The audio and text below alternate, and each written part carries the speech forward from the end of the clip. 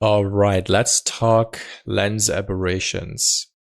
And usually everything obviously happens at the same time. A lens does not have these components. This lens stage is just doing this and this is just doing that. The ray enters the lens and it does everything at the same time. You know, this would be a proper ray tracer, which we obviously, for obvious reasons, won't be doing. So we do approximations. And all of these things are based on papers and proper math. And what I wanted to show you is using the dots diagnostic view, or we can probably do the checkerboard later. I want to show you how glass's aberration mimic real lenses. So I gathered a couple of references here left on my PureRef board. And I just wanted to show you how glass is kind of trying to get close to these real lens phenomenons. So obviously no aberration, which is unrealistic. Probably every glass does do dispersion or break the RGB components. So the most obvious thing that glass is doing, it's color fringing. It's offsetting the RGB components. See, we can push it, and then you get the splits, right? Obviously, this is extreme. That's why we don't add more samples to this. Usually, it's a very subtle effect for most lenses, which is good enough. You can play with the smoothness to blend them a little bit better, the RGB splits. And you can also play with the center fall-off. So let's make this a bit stronger so it's obvious what we're doing. The fall-off allows you to only have the effect on the edges, or you can have it happen until the center, which is more realistic that happens. You can say, I want the red to go further than the blue, so you have these little bias controls, and you could add more samples if you ever wanted to using the quality. Again, the more you do, the slower everything gets, so the defaults are pretty good. You have fringe color offsets if you wanted to adjust them slightly. You can play with the saturation as well. So lots of control just for the fringing. So let's keep that in. And so this covers this section. And now let's talk about spherical aberration, which we had under spherical. We can enable that, and you can see we have all the same controls, or we can kind of match the look we have here on the left to apply spherical aberration. We can apply a warmth to it. It's almost like halation, which happens at times as well. You can play with that. More controls, how to shape the fall-off.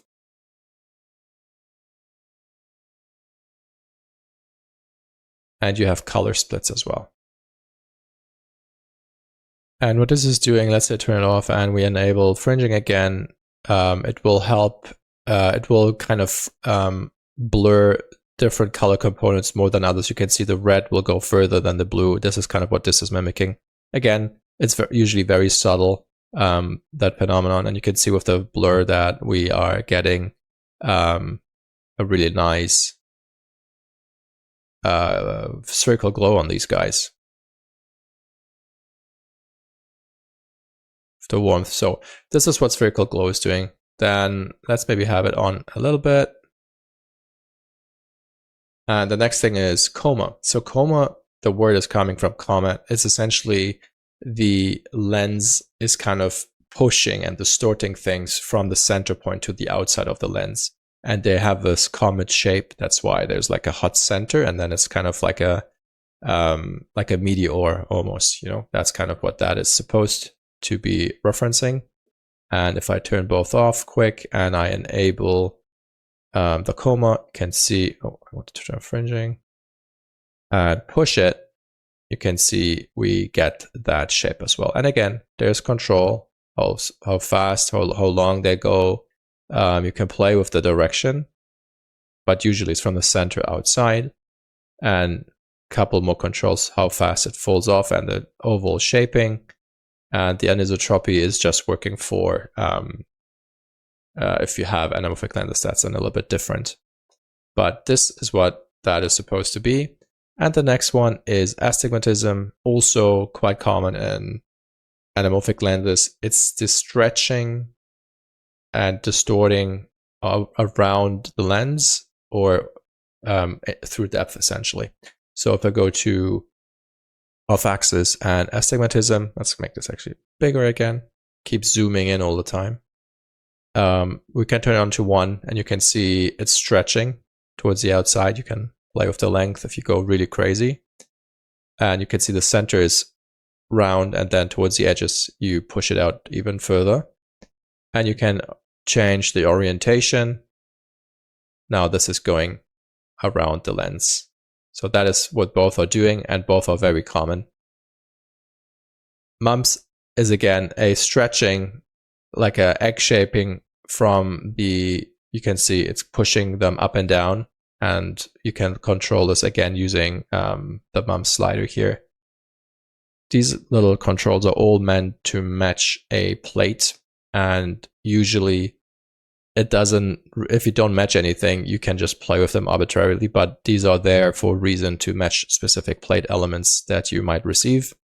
That's why I have them, but usually not very well known, because for the most part, not needed, but it's there to control.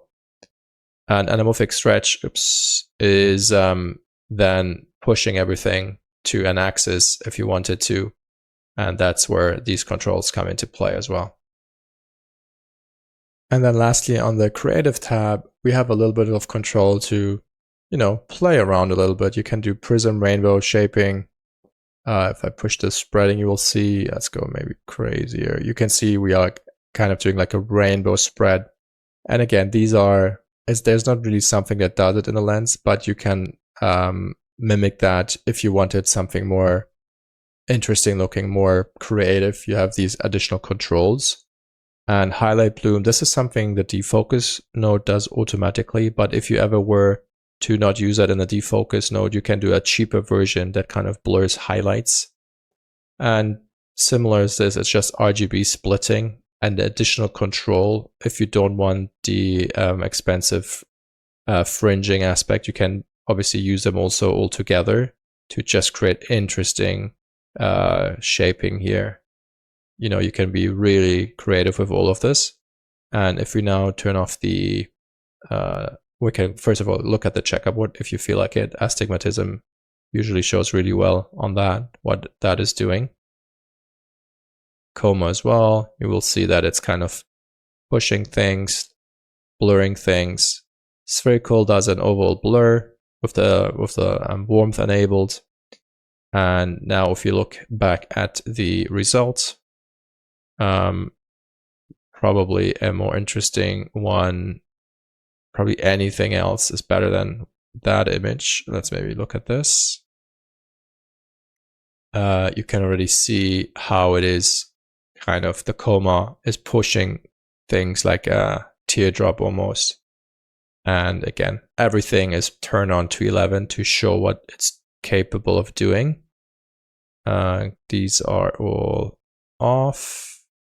And we just have the fringing. Yeah.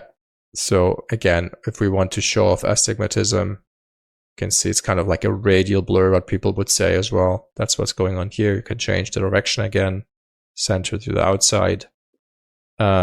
Strength control. Then coma, again, pushes things like a comet shape. Again, play it in very subtle. Usually, obviously, lenses don't want to have these characteristics, but they do just because of physics. And this is now a really fast way how you can dial everything in. Prism stuff. Anyways, that is the aberration node. And together with the defocus node, you get really cool looks. Probably this was now blurring like crazy. It's not too bad. Yeah, so that's aberration plus the defocus node, and you get pretty cool control of the bokeh.